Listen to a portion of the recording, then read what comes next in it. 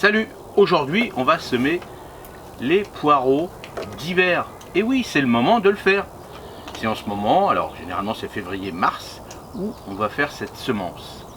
Alors, pourquoi on va la faire maintenant? C'est parce que faut quand même que les fûts soient assez gros comme un crayon. Donc on les aura normalement entre juin et juillet. Nous en Normandie, on commence à planter la porrette, donc on appellera ça de la porrette. On commence à la planter à partir du mois de juillet. Alors, une fois qu'on la plante à partir du mois de juillet, on commence à en avoir à peu près 3-4 mois après.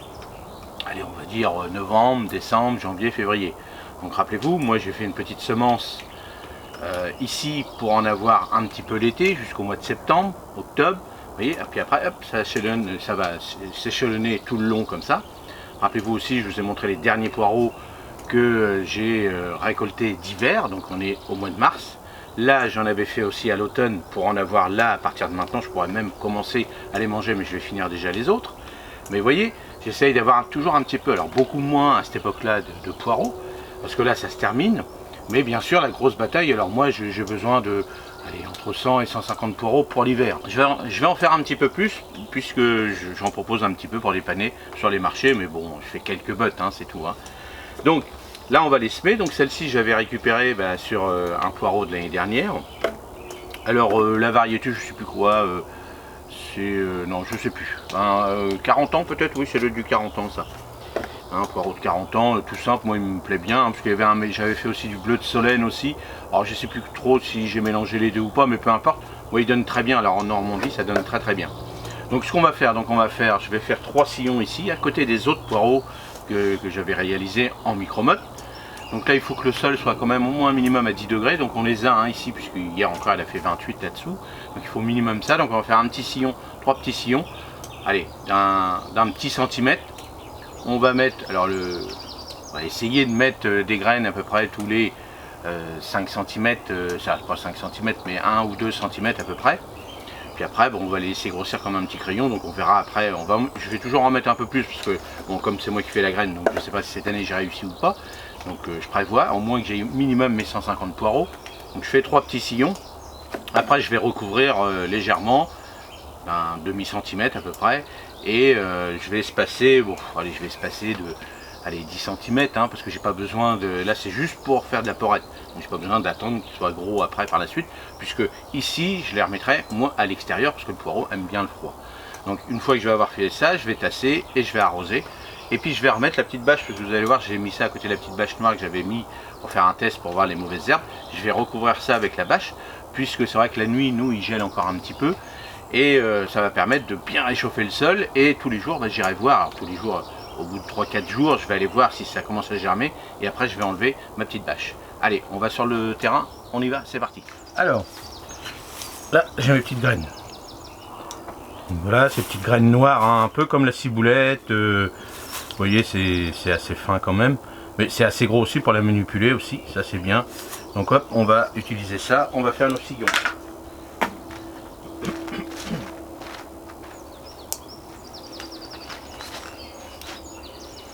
Alors le sillon, on prend, pour faire un sillon, on prend le dos d'un manche, peu importe.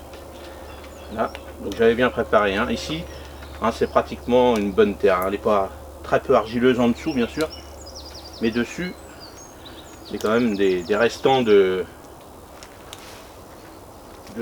peau que moi je remets dessus, et à la finalité ça devient du bon terreau.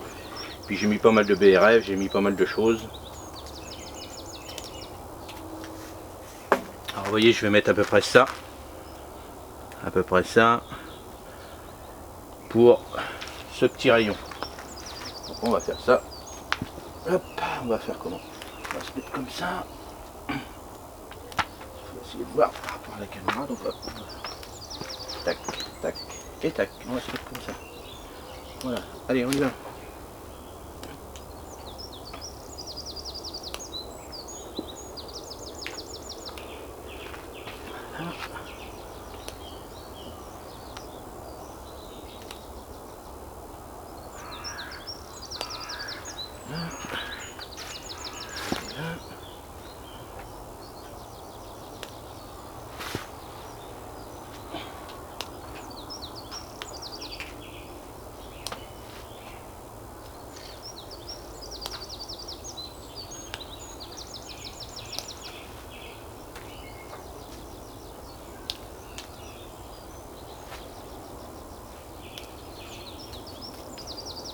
Et voilà, donc je vais vous montrer un rang déjà. Et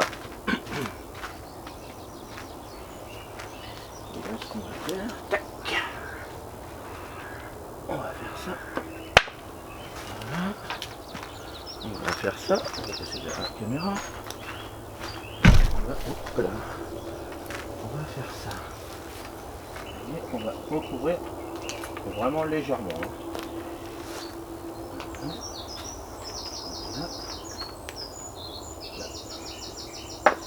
Et là, ce qu'on va faire, on va tasser comme ça.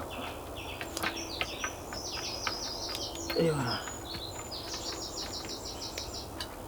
Voilà. Allez, je fais mes 2 autres rangs, puis on se retrouve pour l'arrosage. Voilà, je finis le reprogramme Simon, donc du coup j'en ai fait 4, puisqu'il me restait encore de la graine. Et hop. Le même principe.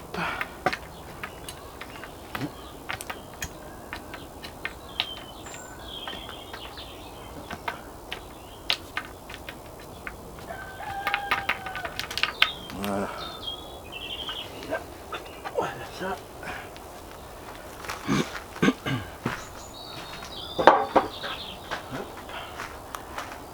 Donc, on va arroser.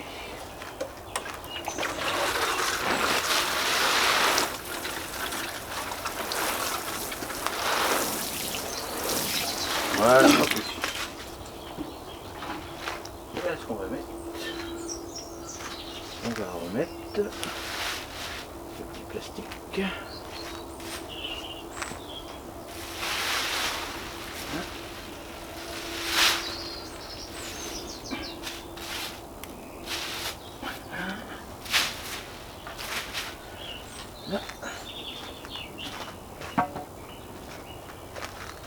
Et on va mettre la planche.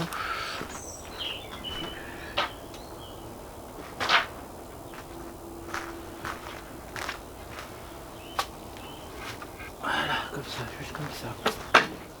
Et voilà, j'espère que ça vous a plu. Et puis maintenant on va laisser, donc ça va commencer à germer. Allez, d'ici 15 jours, 3 semaines. Bon, là il fait chaud quand même. Donc on va voir, on va surveiller. Il faut surveiller, surtout le fait que j'ai mis la petite bâche comme ça, tous les 2-3 jours. Je vais surveiller un petit peu. Dès lors que ça commence à germer, hop, j'enlève. Et je ferai attention aux chats, parce que là, le terrain, vous avez vu, les meubles, donc les chats pourront venir me déterrer et tout. Donc, et puis là, on va laisser pousser tranquillement jusqu'à juin, juillet. On va laisser, on va désherber. Alors, on va mettre, je vais mettre une fois par mois un petit peu d'engrais uriné, le mien, pour booster, parce que les poireaux aiment bien avoir beaucoup de nourriture. Si vous voulez avoir des bons petits fûts comme des crayons, de la grosseur d'un crayon, il faut de la nourriture. Il faut un sol bien riche, très très riche, sinon vous allez avoir des petits filets comme ça sert à rien. Donc il faut déjà avoir un bon sol, du compost, des fumiers, des choses comme ça. Alors toujours des fumiers déshydratés bien sûr. Pour là, si vous l'avez mis au mois de novembre, donc c'est bon, vous pouvez le faire, mais là vous ne le mettez pas tout de suite, plutôt des fumiers bien déshydratés, mais il faut de la nourriture. Donc une fois par mois, moi je vais mettre de l'urine, et puis ça va les booster un petit peu, et puis on se revoit pour cette partie-là, bien sûr, au mois de juin, juillet. Je vous montrerai l'évolution, bien sûr, et ça sera mes petits poireaux pour tout l'hiver, pour que je me régale, pour faire des bonnes soupes, faire des quiches aux poireaux, vraiment des pot-au-feu, des choses comme ça, et on se régalera. Mais on va pas déjà parler d'hiver, puisque le printemps commence. Allez, j'espère que ça vous a plu, et puis dites-moi vous comment vous faites, si vous faites de la semence, du semis, pardon, une semis de poireaux chez vous, ou alors vous achetez directement les poirettes alors sur les marchés ou dans les magasins spécialisés. Allez, à la prochaine, salut, merci.